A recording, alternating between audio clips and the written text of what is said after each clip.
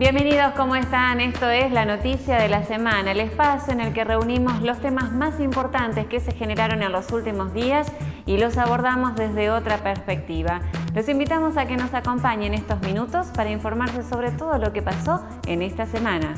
Comenzamos con el primer tema y es un tema muy triste, trae muchos recuerdos a los santafesinos y es la situación que se vive en Melincue. En el sur de la provincia de Santa Fe, una localidad está acosada por las aguas. En los últimos días, el pronóstico de lluvia complicó muchísimo la situación. Lo que tenemos para decir en torno a esto es que el lunes pasado se rompió el anillo de contención que protegía a Melincue, esta localidad del sur provincial. Recién el martes por la tarde lograron cerrarlo. El agua ingresó al pueblo, se cortaron las rutas, se evacuó el casino y la ciudad tuvo agua en sus calles. La situación se tornó crítica. Los vecinos también cortaron la ruta número 93 pidiendo soluciones. Se trasladaron los presos de la alcaldía local a la cárcel de Piñeiro y hasta aparecieron las discusiones políticas. Lo más difícil, no se sabe cuándo la laguna dejará de crecer y cuándo irá alejándose el agua de la ciudad. Ahora las fuerzas nacionales vinieron a asistir a Santa Fe a través del Ministerio de Defensa. Sin embargo, los vecinos tienen tristeza y consternación por lo que viven a diario, por una situación que los excede y un pronóstico del tiempo que no los acompaña. Cambiamos de tema ahora y hablamos en relación a lo que es el presentismo o el ausentismo. Saben ustedes que el Ministerio de Educación profundizó los controles en torno al ausentismo en las escuelas y a partir de allí logró reducir el gasto, una suma muy pero muy importante. Es por esto que desde el Ministerio de Economía se mira atentamente la metodología que utilizó el Ministerio de Educación e intentan copiarla para realizar un control más exhaustivo en lo que es la administración estatal, buscando justamente ahorrar muchos millones de pesos. Durante toda la semana se discutió este fallo de la Corte Suprema de Justicia, el conocido 2x1, donde se le dio este beneficio a un genocida. Es por esto que hubo muchas repercusiones y el país entero marchó en contra de este fallo. Hubo marchas en todas las ciudades del país. En Santa Fe, los condenados por delitos de lesa humanidad, Brusa y Aevi, solicitaron el beneficio tras una presentación en el Tribunal Oral Federal de Santa Fe realizada por la defensa de los sentenciados. Distintas organizaciones de derechos humanos en Santa Fe realizaron una marcha el día miércoles por la tarde, con una gran concurrencia y con muchos testimonios. En tanto, el fiscal Marijuán imputó a los 3 jueces de la Corte Suprema de Justicia que votaron a favor del 2x1. El fiscal federal pidió al juez Rafecas investigar a Elena Hayton de Nolasco, a Horacio Rosati y a Carlos Rosenkrantz a raíz de la denuncia en su contra por la firma del fallo que habilitó el beneficio del 2x1 para condenados por delitos de lesa humanidad. La marcha fue multitudinaria en diferentes partes del país. El país entero marchó por las calles de las diferentes ciudades argentinas exigiendo que aquellos que fueron condenados por delitos de lesa humanidad no accedan al beneficio del 2x1. Hubo réplicas hacia los jueces que definieron este fallo concretamente que generó la polémica. Hay un cambio en relación a la mirada que tiene la sociedad hacia los jueces de la Corte Suprema de Justicia que quedó plasmada no solo en las calles de Santa Fe, sino también en las diferentes campañas a través de redes sociales y en los propios medios de comunicación. Hoy en particular vamos a hablar de este tema y lo vamos a hacer con el abogado de hijos. Está con nosotros el doctor Guillermo Muné.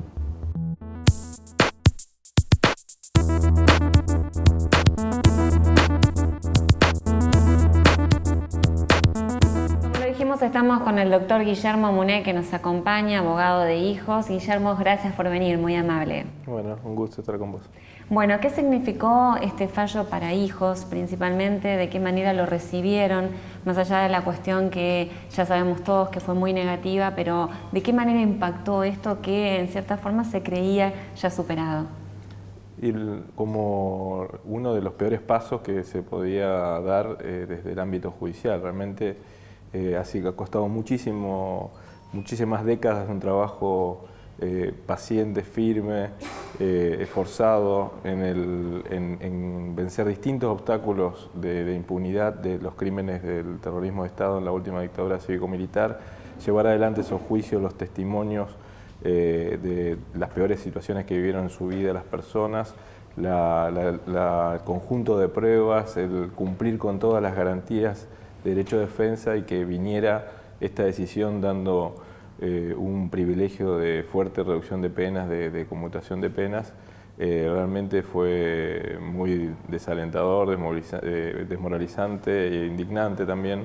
Y en ese sentido, bueno, desde un primer momento fueron los cuestionamientos, el repudio a este fallo de la Corte, que fue masivo, que fue extenso, y eso sí significa una gran satisfacción, la lucidez en la sociedad argentina, tratándose de una decisión judicial. No hay precedentes en otros lugares que la ciudadanía esté atenta así a que una decisión judicial que pueda ser vista como algo cuestión técnica, haya una participación activa, clara, contundente, de señalar cuáles son los caminos que quiere nuestra democracia y nuestro derecho argentino. ¿Cómo son los temas, no? Porque en principio las decisiones de la Corte Suprema de Justicia de la Nación casi nunca se apelan, se toma el fallo, sientan jurisprudencia, pero en esta oportunidad la ciudadanía entera se movilizó, más allá de quienes fueron afectados por esta realidad, en defensa de la democracia. ¿Cómo entienden ustedes, y en tu carácter de abogado, que se dio este fallo en la Corte Suprema de Justicia? ¿Cómo se puede argumentar por parte de quienes votaron a favor, teniendo en cuenta, bueno, que tenemos un referente que es santafesino, ¿no? y que también en varias oportunidades habló sobre este tema?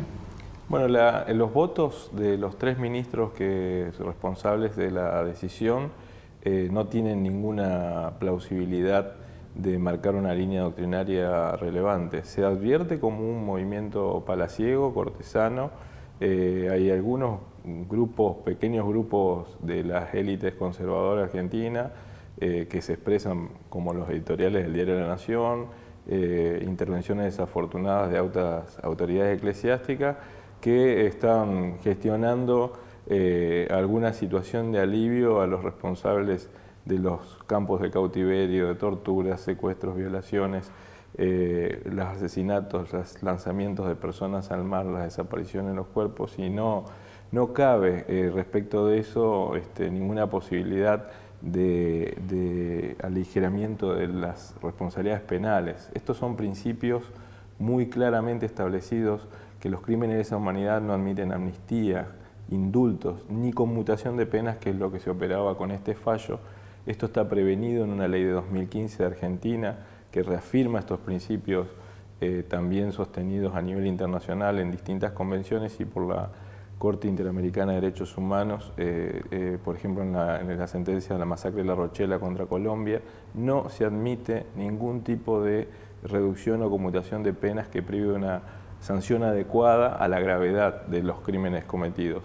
Y en ese sentido realmente lo denunciamos como una maniobra que, bueno, el conjunto de la población protagonizó el rechazo, y así distintos representantes de los más variados sectores políticos han decidido no apartarse de eso, y también ha sido claro que no tiene futuro un intento de esas características. Así que en la actualidad podemos decir que una vez más la democracia argentina puede dar un paso por el que es tan reconocida, de señalar como una de sus conquistas fundamentales la no impunidad de los crímenes del terrorismo de Estado.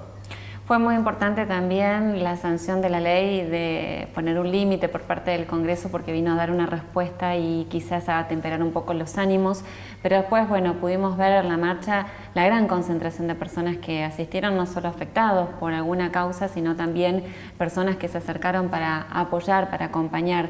¿Cómo la vivieron ustedes en Santa Fe? Fue una marcha muy, pero muy numerosa. Multitudinaria.